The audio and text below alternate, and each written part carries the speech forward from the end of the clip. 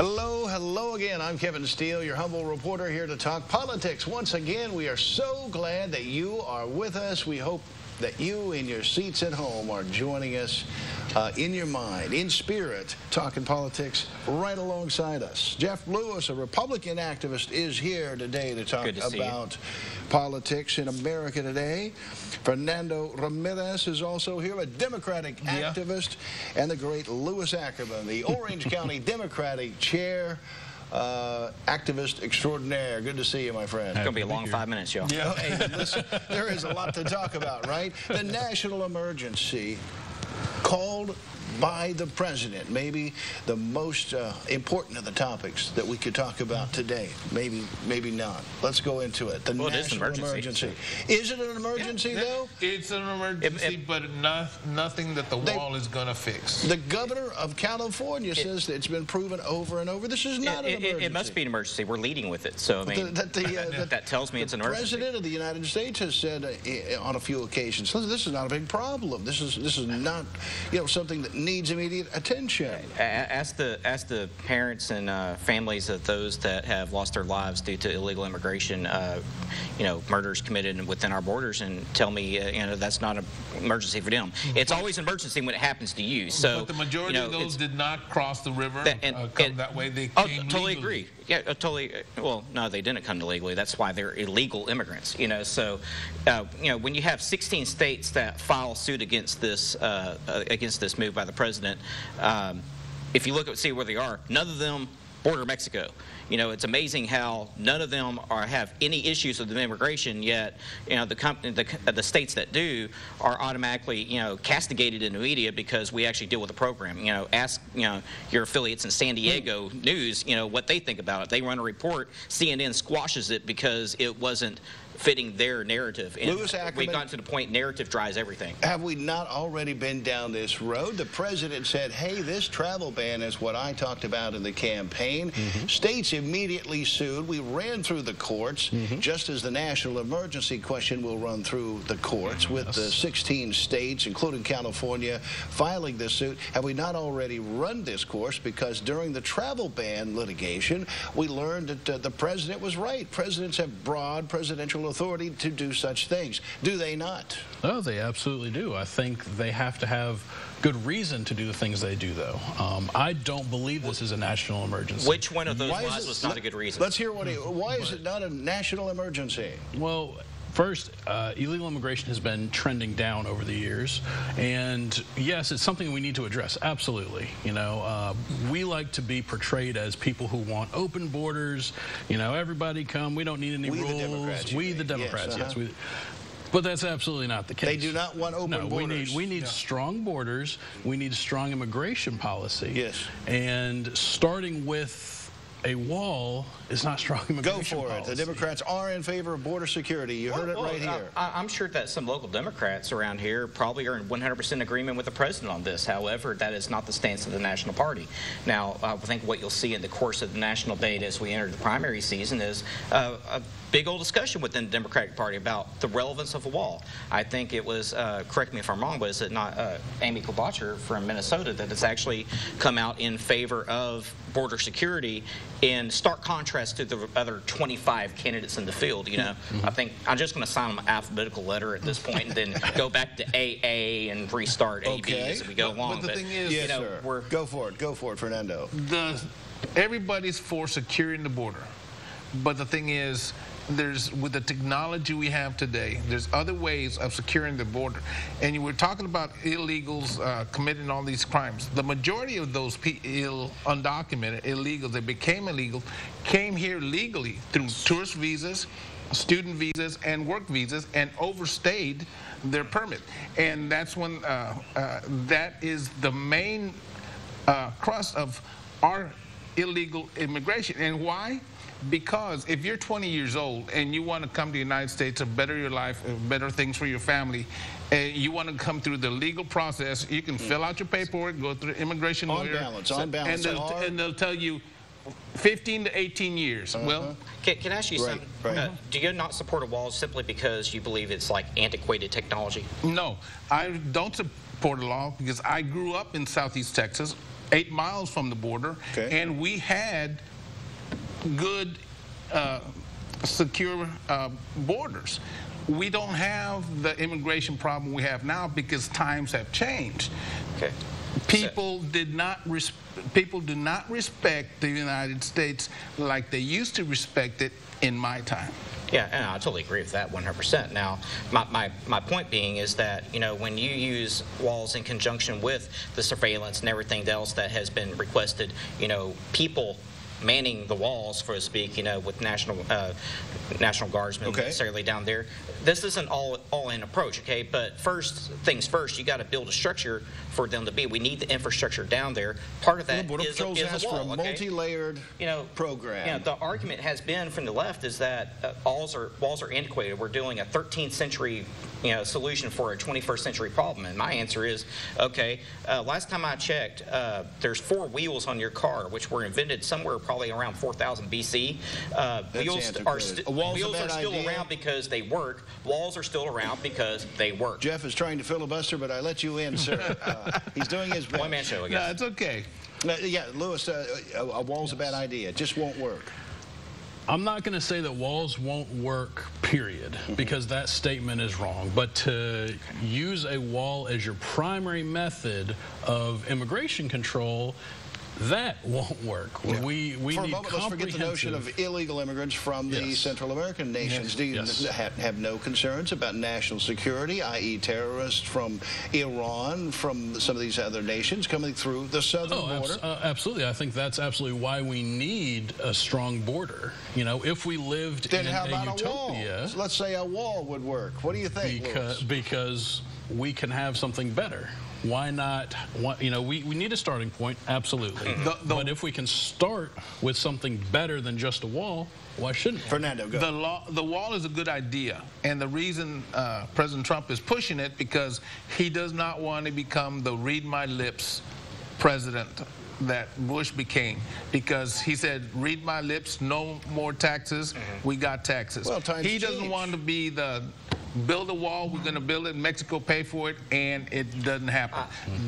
I would challenge you to find a campaign promise that the president has not tried his darndest to make sure he gets through. I mean, he talked about economy, he talked about trade deals, he talked about a wall. I think he's addressed all 3 of those, and that's one of the reasons he's in some polling now showing over 50% approval rating. Social justice. A March for Life rally not long ago leads to a debacle of huge proportions, and now a lawsuit, a $250 million lawsuit against the Washington Post.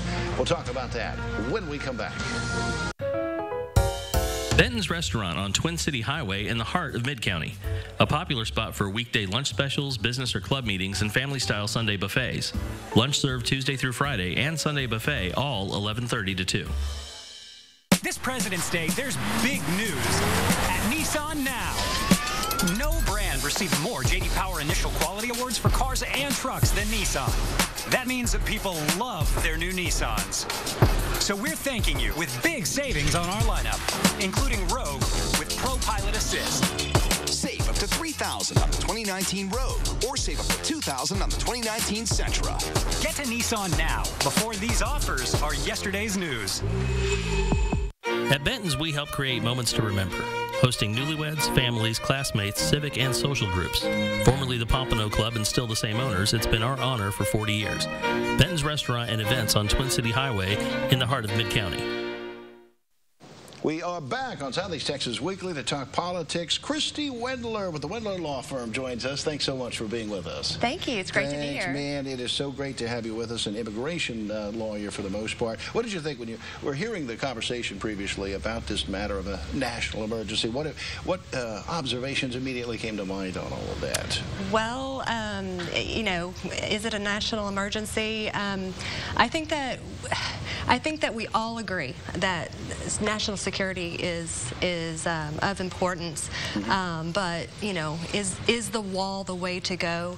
I'm in agreement that the wall is an important part of security, but we need to include other technologies as well. And as far as the national emergency, I'm a little bit disappointed that that's the way that he's chose to go. But is the president going to win this fight? Does the president have that authority as he says? Oh, it's clear he had authority, and anyone that doesn't think he had an authority, I mean, if you're griping about that part, well, we've been screaming for about 20 to 50 years about, expansion of presidential authority.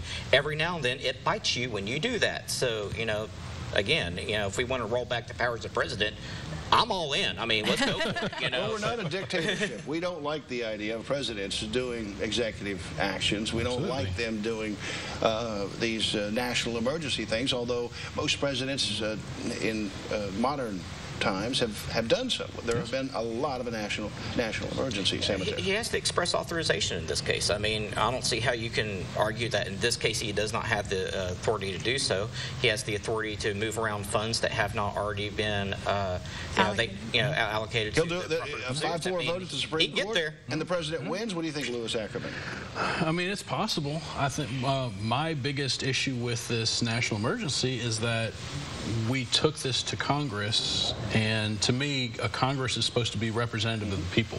If we couldn't get it past there, I feel like it's a circumventing that institution, that check on his power. Yes, a big. Yeah, I'll totally get that argument. Social justice is, of course, a big thing in America today, and there are a great many people go to these events in Washington, and they are working to effect change. In this case, a March for Life rally in Washington, D.C., an anti-abortion march of sorts. And there are some students from the great Commonwealth of Kentucky who show up. And one of those students ends up in a national furor over whether he got into it in a provocative way with a Native American who was there, and with, other groups that were an African-American group, for example, that was off to the side, and according to published reports, may or may not have been as provocative as some of the others. The student says, listen, I didn't do anything wrong. I didn't do anything. And so he is suing the Washington Post for defamation, a $250 million lawsuit. Thoughts? I hope he wins. I think that I'm pro-immigrant, pro-life, and so I would have been there too. He's a high school student, though. I watched not the full hour of the video, but I watched a portion of it, and of course everything that came out afterwards that came to light that he was just standing there. Did he provoke any of this? He did not provoke this, and no, he was standing there. And I mean, he got accused for having a "Make America Great" hat, and for what he was wearing and where he was. Well, the hat itself essentially says that he is opposed to the causes of half of America. Then does it not? What does the hat, the symbolism of the hat itself mean? There is a whole lot of symbolism that comes with the hat. Depending on who you talk to, it's going to change. Obviously, for anybody that leans left, that hat is going to symbolize. What do you think when you see a man? Why does half America not want to make America great? Why do you think that so many Americans are hurt, offended by the MAGA? We don't have time for that today. I mean, that's a very deep, long segment. Conversation. I think, in short, it's not that Americans don't want to make America great. It's more of what Trump stands for, and it's turned into a representation of, I think, more of a characterization of Trump. See, that statement right there is why he got elected, okay? When you come out and say that what Trump stands for, okay, that's making it sound like Trump stands for bigotry and all this other negative stuff. No, Trump is standing for... That's what the left view. Yeah, that's the view, and I was just saying, I mean, that's why, the moderates in America got turned off to what y'all were saying 4 years ago, or 3 years ago, whenever it is now. So, I mean... Will the student win his lawsuit against the Washington Post? You think he will? That's a tighter. I mean, there's so much power with the Freedom of the press protected under the First Amendment. The press can pretty much do anything it wants. You know how this works. But I mean, you know, I read somewhere that they actually released his personal information. They have a very tough road to hoe on this. Right. I mean, that's hard to defend. The young man had death threats against his family. Because they released, I don't know who released, but they released his contact information. They sure his did. Location. And that's absolutely a huge problem. And that's a big old rut row. I'm telling you, I think he needs to win because I think the media needs to. I think they need to investigate before. Yes, too much power. Yeah, too much power, Kevin. And there were some who said that he was just a casualty for the Washington Post's efforts to get the president. Dude, I mean, at this point, kids have become political statements, and that used to not be the case. It is now, unfortunately, and that's something that needs to be dialed back right now. Very interesting. We'll continue to talk about those issues and this matter of removing the president from office as part of the 25th Amendment when we come back. Stay with us. We got headlights, tail lights, custom seats and campers too. We got bed covers, bed liners, customized just for you. Well, you know that your truck here, so don't you think that you should too? Yeah, there's truck accessories. We can thoroughbred your truck. Howdy, as we celebrate this, our 24th consecutive season of broadcast and our 5th spring season of shows, we invite you to join us this week for the Texas Aggie Band Show right here on MyTex TV.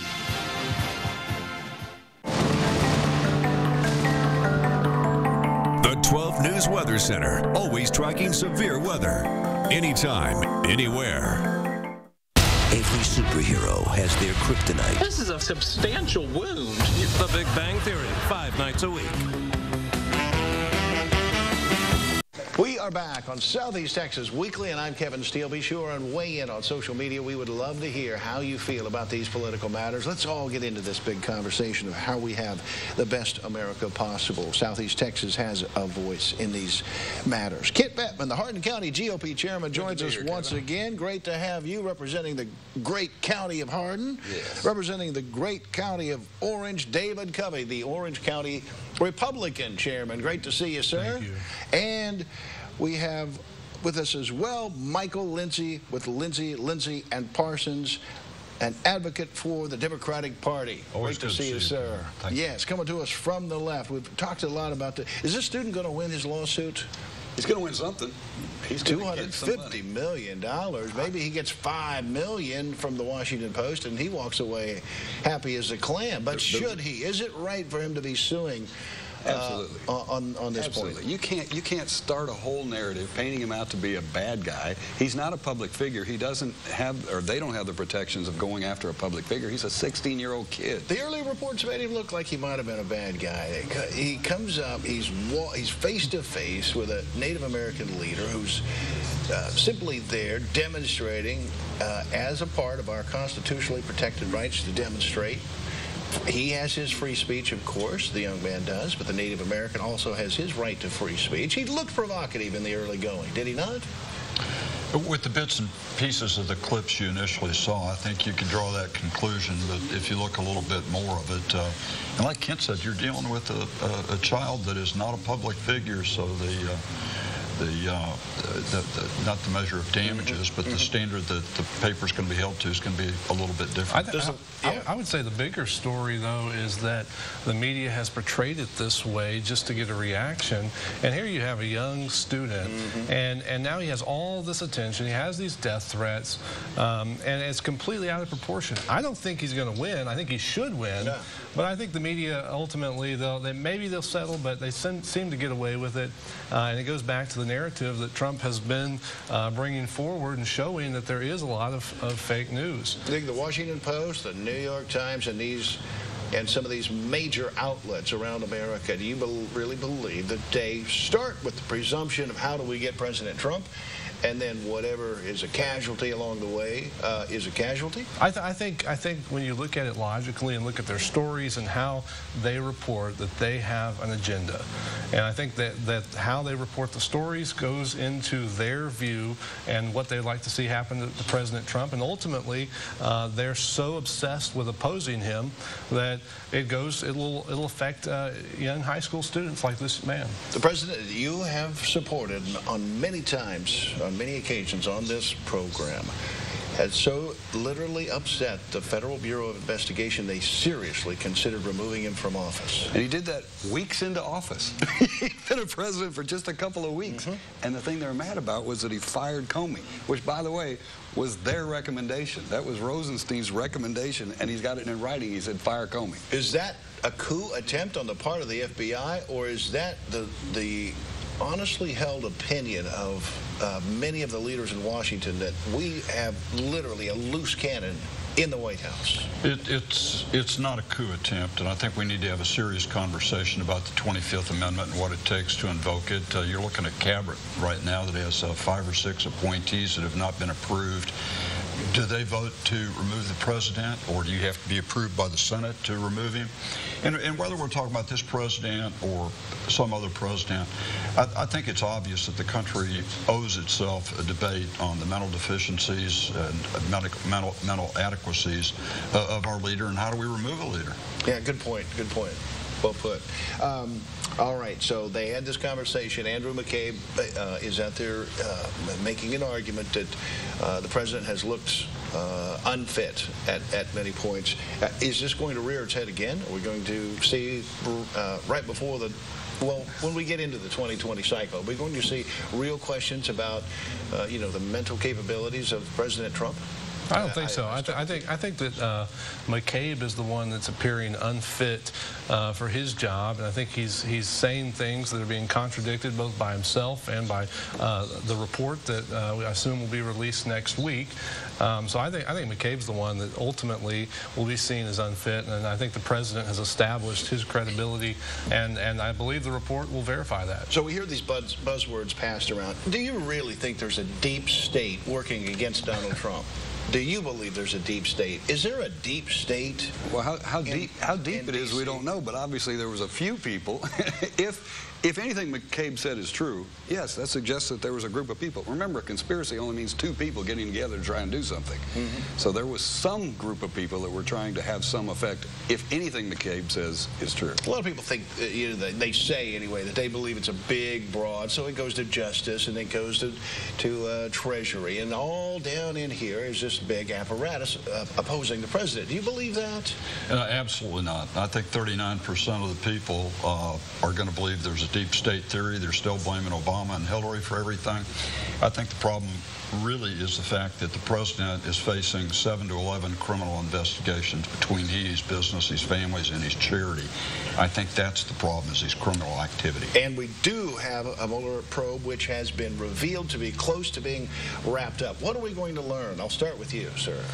I think that we're going to learn there's a whole lot of means and methods contained in the report, and the American people aren't going to see it. I think we're going to see that there are ongoing investigations into Russia, their agents, and the tentacles that reach into this country that are not going to be revealed to the people for 5 or 10 years. Ultimately, the Mueller probe was about finding out if there was collusion with the Russians. In just moments, we'll come back and we'll talk about what happens if Bernie Sanders colludes with the Chinese in 2020. We'll talk about that when we come back on Southeast Texas Weekly.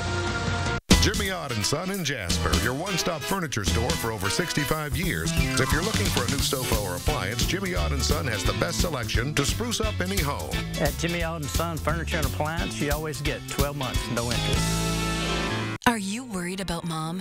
Is Dad having more trouble than he used to? Call Quality Care Services. We can help solve your problems. We have been helping loved ones for 3 decades, doing simple tasks such as housework, meal preparation, shopping, or more involved care. We provide solutions to ensure you or your loved one lives life to the fullest. Call Quality Care Services today at 409-832-0011 to see how we can help you. Quality Care Services. Live life to the fullest.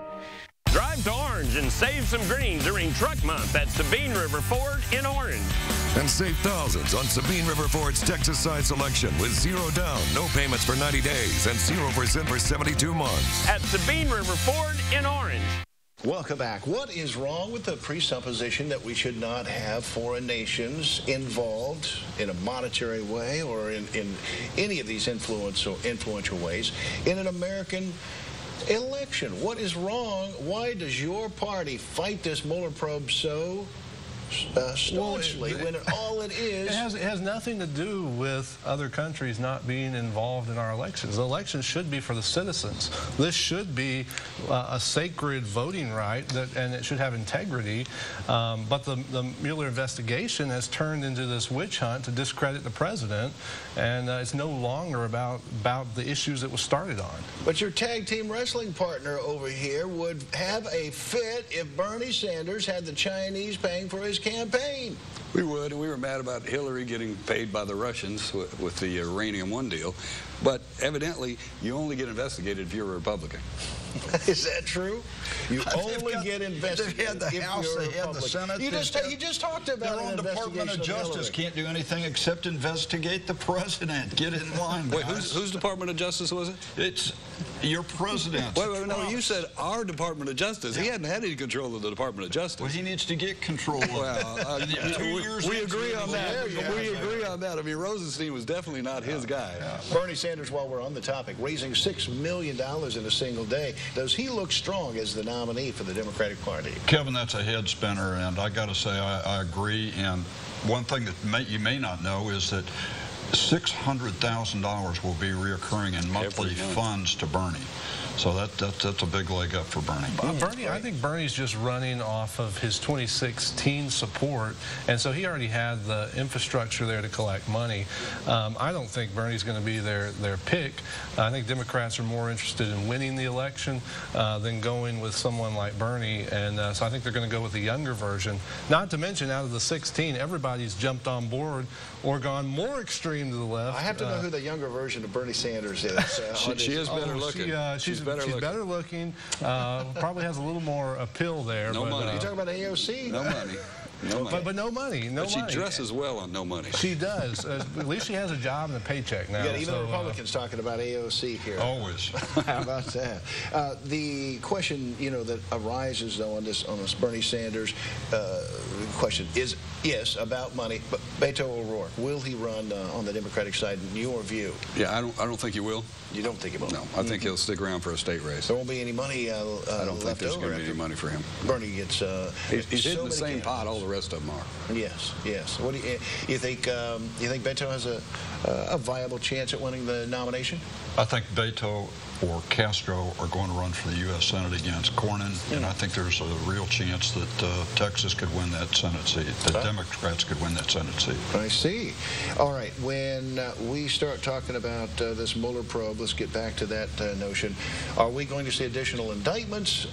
What will we find out at the end of this? The beauty is that as we record this program today, we have no idea what is in the Mueller probe, and we may well know by the end of this cycle of running this program. So you'll get to see how we feel in advance of this, folks. What are we going to find in the Mueller probe that would, for example, implicate the president?